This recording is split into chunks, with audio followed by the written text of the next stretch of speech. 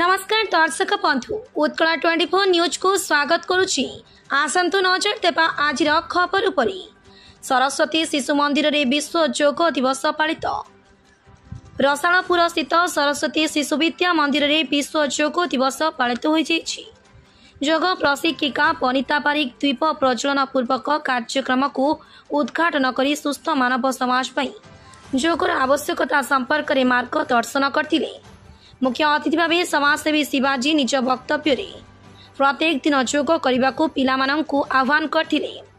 गुरुजी आकाश चंद्र मल्लिक सभापतित्व आयोजित कार्यक्रम में पचांग रखिथिले। जयस्मिता मुदुली आचार्य शुभस्मिता बारिक अतिथि परिचय प्रदान करथिबा बेले सस्मिता गुरुमा अमृत वचन पाठ करथिले।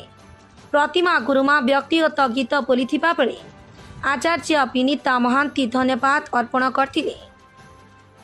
अन्य मानक मध्य संपादक प्रधान आचार्य देवस्मिता राउत, आचार्य मिताराणी राउत, श्रद्धांजलि दास, ममता पारिक, मनीषा दास, झुनी बारिक और सेविका रंजुलता आचार्य प्रमुख कार्यक्रम परिचालन में सहयोग करथिले।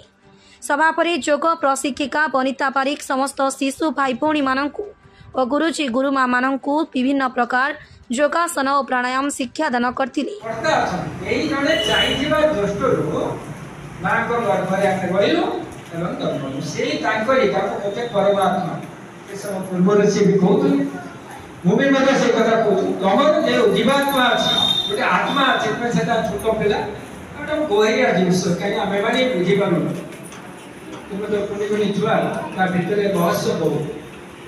से जिनसा को लेके परमात्मा सहित जोग कले हम मन स्थिर हो, पाठ भल हो।